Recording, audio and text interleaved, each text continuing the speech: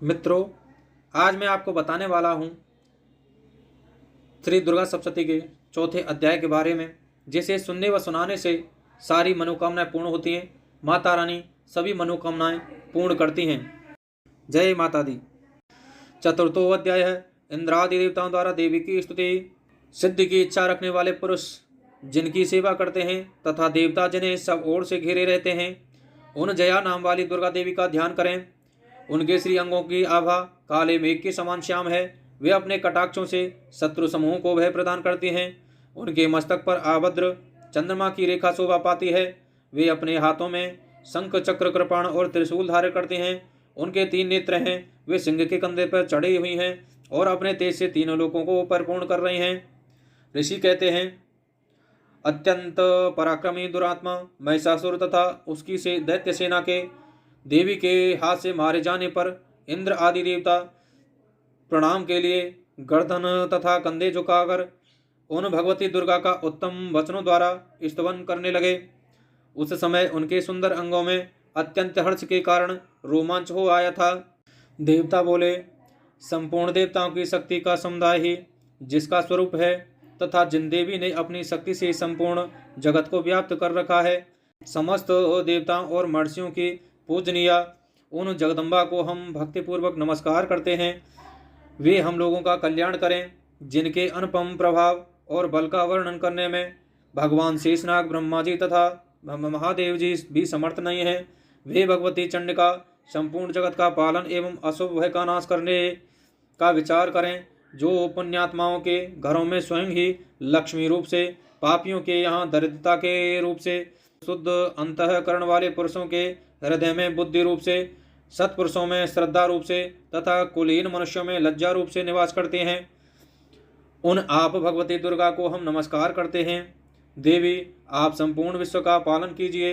देवी, आपके इस अचिंत्य रूप का, असुरों का नाश करने वाले भारी पराक्रम का तथा समस्त देवताओं और दैत्यों के समक्ष युद्धों में प्रकट किए हुए आपके अद्भुत चरित्रों का हम किस प्रकार वर्णन करें।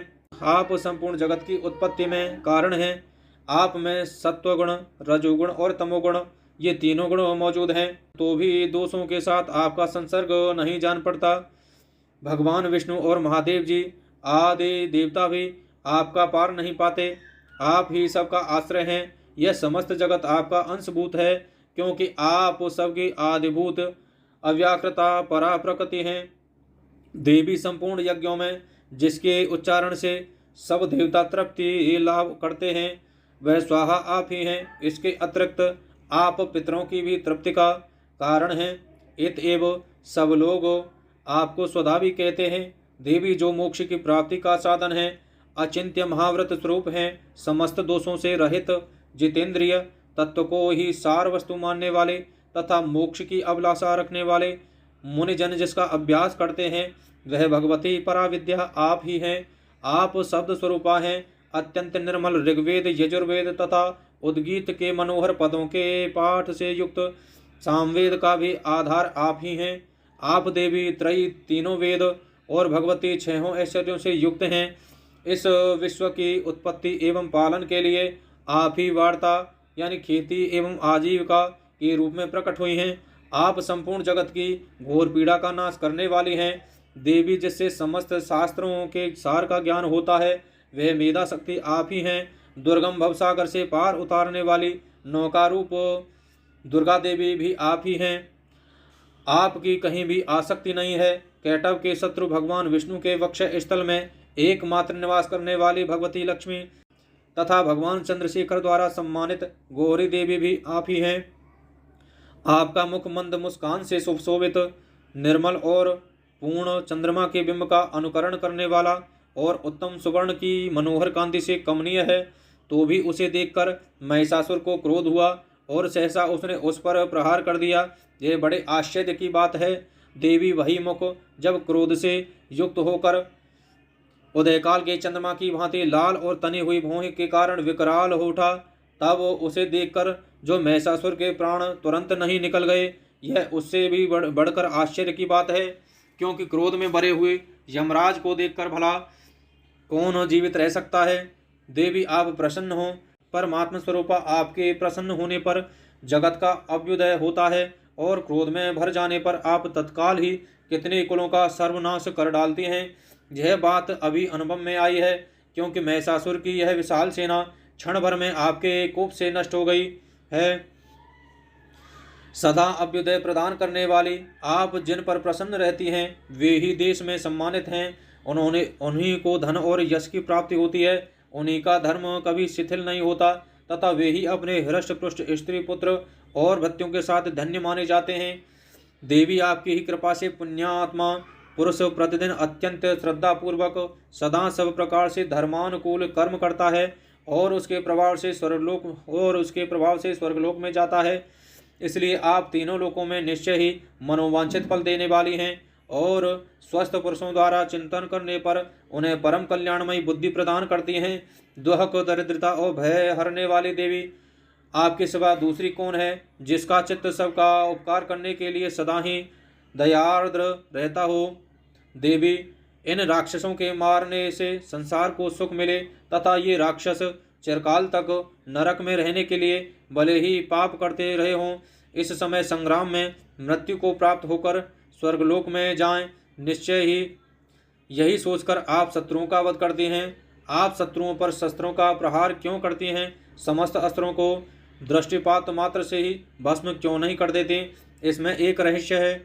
ये शत्रु भी हमारे शस्त्रों से पवित्र होकर उत्तम लोकों में जाएं। इस प्रकार उनके प्रति भी आपका विचार अत्यंत उत्तम रहता है। खड़ग के तेज पुंज की भयंकर दीप्ति से तथा आपके त्रिशूल के अग्रभाग की घनीभूत प्रभा से चौंधिया कर जो असुरों की आंखें फूट नहीं गईं, उसमें कारण यही था कि वे मनोहर रश्मियों से युक्त चंद्रमा के समान आनंद प्रदान करने वाले आपके इस सुंदर मुख का दर्शन करते थे। देवी, आपका शील दुराचारियों के बुरे बर्ताव को दूर करने वाला है। साथ ही यह रूप ऐसा है जो कभी चिंतन में भी नहीं आ सकता और जिसकी कभी दूसरों से तुलना भी नहीं हो सकती है।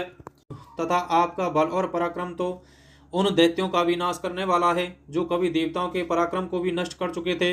इस प्रकार आपने शत्रुओं पर भी अपनी दया ही प्रकट की है।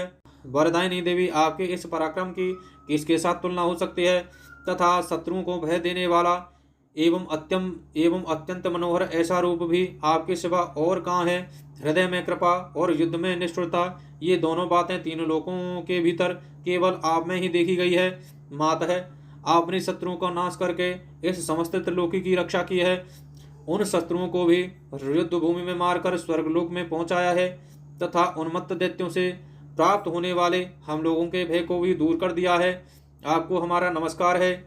देवी, आप शूल से हमारी रक्षा करें। अंबिका के आप खड़ग से भी हमारी रक्षा करें तथा घंटा की ध्वनि और धनुष की टंकार से भी हम लोगों की रक्षा करें। चंड के पूर्व, पश्चिम और दक्षिण दिशा में आप हमारी रक्षा करें तथा ईश्वरी आपके त्रिशूल को घुमाकर आप उत्तर दिशा में भी हमारी रक्षा करें। तीनों लोकों में आपके जो परम सुंदर एवं अत्यंत भयंकर रूप विचरते रहते हैं, उनके द्वारा भी आप हमारी तथा इस भूलोक की रक्षा करें। अंबिके, आपके कर पल्लवों में शोभा पाने वाले खड़ग, शूल और गदा आदि जो अस्त्र हों, उन सब के द्वारा आप सब ओर से हम लोगों की रक्षा करें। ऋषि कहते हैं, इस प्रकार जब देवताओं ने जगन्माता दुर्गा की स्तुति की और नंदन वन के दिव्य पुष्पों एवं गंध चंदन आदि के द्वारा उनका पूजन किया, फिर सबने मिलकर जब भक्तिपूर्वक दिव्य धूपों की सुगंध निवेदन की, तब देवी ने प्रसन्न वदन होकर प्रणाम करते हुए सब देवताओं से कहा।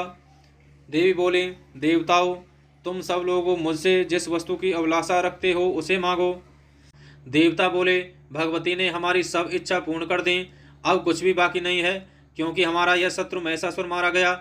महेश्वरी, इतने पर भी यदि आप हमें और वर देना चाहती हैं तो हम जब जब आपका स्मरण करें तब तब आप दर्शन देकर हम लोगों के महान संकट दूर कर दिया करें तथा प्रसन्नमुखी अंबिके, जो मनुष्य इन स्तोत्रों द्वारा आपकी स्तुति करे उसे वित्त, समृद्धि और वैभव देने के साथ ही उसकी धन और स्त्री आदि संपत्ति को भी बढ़ाने के लिए आप सदा हम पर प्रसन्न रहें। ऋषि कहते हैं, राजन, देवताओं ने जब अपने तथा जगत के कल्याण के लिए भद्रकाली देवी को इस प्रकार प्रसन्न किया, तब वे तथास्तु कहकर वहीं अंतर्ध्यान हो गईं। भूपाल, इस प्रकार पूर्वकाल में तीनों लोकों का हित चाहने वाली देवी जिस प्रकार देवताओं के शरीर से प्रकट हुई थी, वह सब कथा मैंने ये कह सुनाई। अतः पुनः देवताओं का उपकार करने वाली वे देवी दुष्ट दैत्यों तथा शुंभ निशुंभ का वध करने एवं सब लोगों की रक्षा करने के लिए गौरी देवी के शरीर से जिस प्रकार प्रकट हुई थी, वह सब प्रसंग मेरे मुंह से सुनो। मैं उसका तुमसे यथावत वर्णन करता हूँ। इस प्रकार चौथा अध्याय समाप्त हुआ। हरिओम तत्सत। जय माता दी।